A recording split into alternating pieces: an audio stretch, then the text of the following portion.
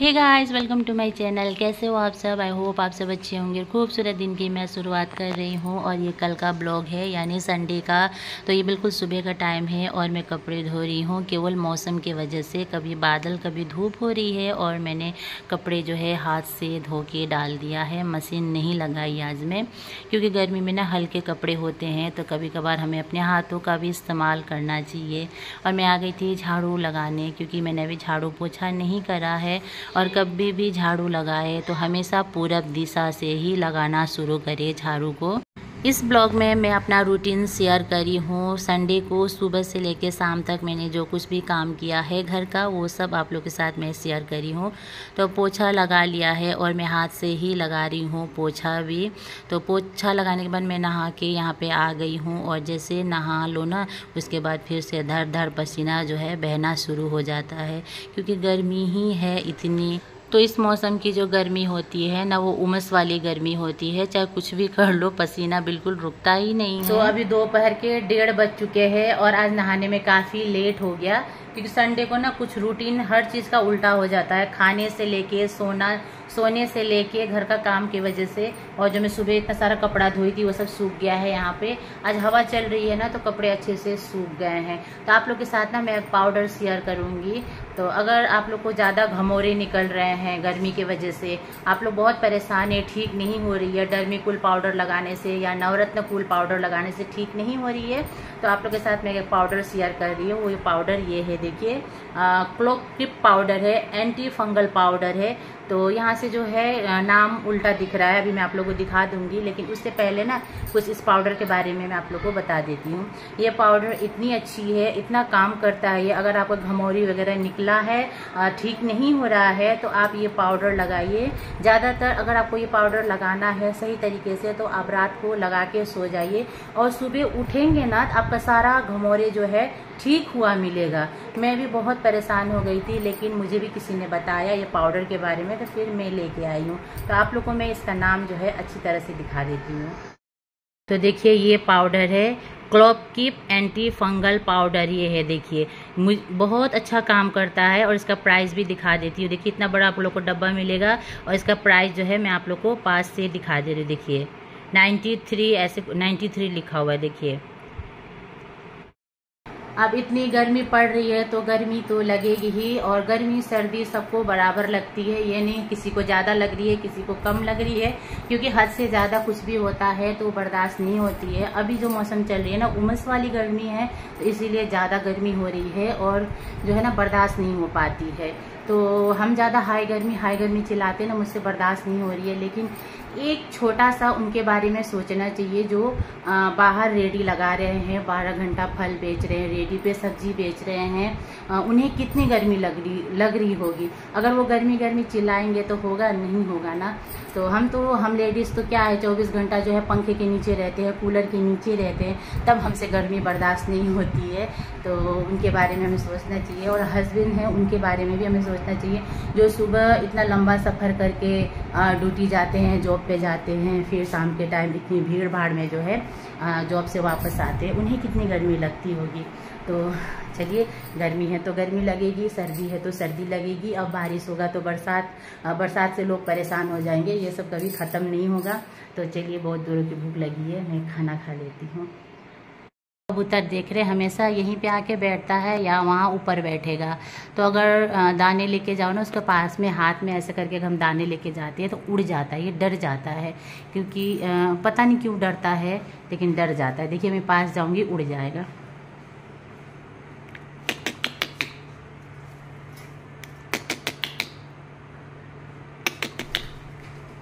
देखे, उड़ गया। तो मैं आ गई हूँ किचन में और पेट में ना बहुत ज़ोरों की गुड़गुड़ी मच रही है। तो पहले खाना खा लेती हूँ। और ये दाल जो है काली मसूर की दाल, कल रात को बनाए थे, तो इतना बच गया तो फेंकने का मन नहीं हो रहा है, क्योंकि दाल वगैरह सब कुछ बहुत ज़्यादा महंगा है। तो मैंने फ्रिज में रख दिया था ना, ख़राब नहीं हुआ है, तो इसको मैं गर्म करके मैं खा लेती हूँ। वैसे सुबह मैंने दाल और भिंडी की भुजिया बनाई थी। तो संडे को ना ज़्यादातर आपको मेरे घर में दाल चावल ही बना हुआ दिखेगा संडे के टाइम, क्योंकि बहुत बहुत लेट हो जाती है और संडे को जो है खाने की रूटीन भी उल्टा हो जाती है। हस्बैंड जो रोज़ 9:30-10 बजे खाने वाले वो खाएंगे 1-2 बजे, तो इसीलिए मैं दाल चावल ही बना देती हूँ और शाम के टाइम कुछ अलग सा बन जाता है। तो दाल गरम हो गया है, मैं खाना निकाल लेती हूँ और मैं खाना ना हमेशा ये वाली प्लेट में खाती हूँ। देखिए कितनी छोटी प्लेट है ना, इतनी छोटी प्लेट में मैं खाती हूँ लेकिन फिर भी मोटी होती जा रही हूँ। तो क्या करें, मोटापे का समझ में नहीं आ रहा है और पूरे दिन में मैं एक टाइम खाना खाती हूँ और फिर भी मोटी होती जा रही हूँ। अच्छा, जो मोटे होते हैं ना वो डर डर के खाना खाते हैं कि कहीं मैं ये खाऊंगी तो मैं मोटी ना हो जाऊं, लेकिन फिर भी मोटे हो जाते हैं। और जो पतले लोग होते हैं ना वो चाहे कितना भी खा ले, कुछ भी खा ले, ऑयली भी खा ले, उनके शरीर में कुछ भी फ़र्क नहीं पड़ता है। तो मेरा भी शरीर कुछ ऐसा ही है, अगर मैं ज़्यादा कुछ भी खा ली तुरंत मोटी होना मैं शुरू हो जाती हूँ। तो मैं यहाँ पे लगा रही हूँ नेल पेंट और मैं हरा कलर का नेल पेंट लगा रही हूँ। तो जब तक सावन रहेगा मैं हरा कलर का ही नेल पेंट लगाऊंगी और हरी कलर का चूड़ियाँ जब तक सावन रहेगा पहनूंगी। तो इसमें से 2-4 चूड़ियाँ जो है टूट गई है। नेल पेंट सूखने के बाद मैं आ गई थी छत पे। मैं ना तकिए डाल रखी थी धूप में, तो गर्मी में ना हफ्ते में एक दिन तकिए हो या गद्दे ज़रूर धूप में डालनी चाहिए, क्योंकि बहुत सारे पसीने हो जाते हैं तो बैक्टीरिया हो जाती है। धूप में डाल देंगे तो सही रहेगा। तो मैं गद्दे नहीं डाली क्योंकि गद्दे में वज़न ज़्यादा है और बारिश आ जाता ना तो गद्दे उठाना मुश्किल हो जाता। तो तकिए मैंने डाला है और नीचे ले आई हूँ और थोड़ी देर जो है यहाँ पे मैं कपड़े वगैरह रख दी हूँ। ये उठने के बाद जो है मैं तय लगाऊंगी। तो मैं खूब आराम से यहाँ पे पंखे चला के थोड़ी देर सो गई थी।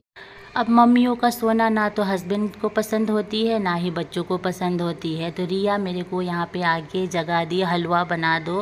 रिया का हलवा फेवरेट है, जो कन्या में बनाते हैं ना हलवा पूड़ी चने, उसका ना फेवरेट है ये सब। उसको रोज़ दो तो वो कभी मना नहीं करेगी। लेकिन अभी मैं हलवा पूड़ी चने नहीं बना रही हूँ, क्योंकि मैं हलवा बना रही हूँ। तो कढ़ाई में देसी घी डाल के बढ़िया सा उसको हलवा बना दूँगी।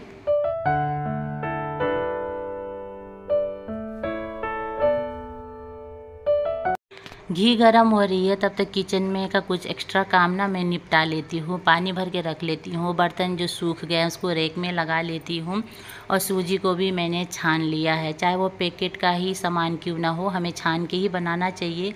तो घी गरम हो गया था, सूजी को मैं भून लूँगी। और हलवा बनाने का सबका तरीका पता है कैसे बनता है, तो मैं नहीं बता रही हूँ। केवल सूजी को मैं भून लेती हूँ और इसमें चीनी और पानी डाल के बस सिंपल है हलवा बन के तैयार हो जाएगा। और रिया बोली कोई भी ड्राई फ्रूट्स मत डालना। तो हलवा बना रही थी ना तो कोई मुझे आवाज़ दिया, तो मैं चली गई थी गैस बंद करके, फिर से आ गई हूँ। हलवा बन गया था और रिया को हलवा बहुत ज़्यादा पसंद आया। रिया खाई, थोड़ा सा मैं खाई और अर्नब खाया। तो मैंने हस्बैंड को पूछा तो वो मना कर दिए हैं। और मेरी बेटी जो है बर्थडे में गई है, अपनी उसकी फ्रेंड का बर्थडे है तो उसके लिए मैं रख दूँगी। वैसे वो भी हलवा नहीं खाती। तो रिश्तेदार हमारे घर आते हैं तो बहुत ही अच्छा लगता है, लेकिन कुछ लोग होते हैं जो बिन बुलाए चले आते हैं घर पे, जो मुझे बिल्कुल ही पसंद नहीं है। तो चलिए आप लोग दिखाती हूँ। कुछ लोग हैं जो बिन बुलाए हमारे घर आ गए हैं।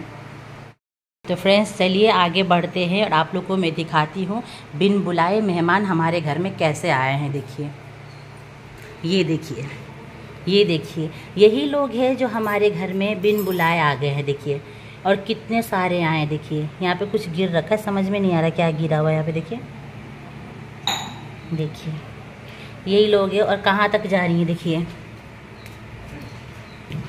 तो जब से बरसात शुरू हुई है चींटियाँ ख़त्म होने का नाम नहीं ले रही है। और कहाँ तक गई है अभी आप लोगों को मैं, तो देखिए शिवम आ गया। देखिए, ये देखिए कहाँ तक जा रही है। ये शाम का टाइम है, बज रहे हैं 7 और फिर से काम लेके बैठ गई हूँ। जो कपड़े धोए थे ना उसको मैंने तब तय नहीं लगाया था, अब मैं बैठ के तय लगा रही हूँ। ये भी काम ज़रूरी है, नहीं तो बेड पे ऐसे ही फैला रहेगा। तो आप सारी मम्मियों से मैं एक सवाल पूछना चाहती हूँ, तो क्या आप लोग अपने बच्चों का टाई बना पाती हैं या बनाना भूल गई हैं? तो मैं अपने बेटा का टाई जो है मैं ही बनाती हूँ। मैं अभी बिल्कुल भी टाई बनाना नहीं भूली हूँ। तो देखिए मैंने कितना अच्छा टाई बना दिया। और मेरा हस्बैंड जो है ना टाई बनाना भूल गए हैं। तो कैसा लगा? देखिए मैंने टाई बना दिया है। मेरा ब्लॉग देखने के बाद सारी मम्मियाँ ज़रूर कमेंट करना किन किन को आता है टाई बनाने और कौन भूल गया है।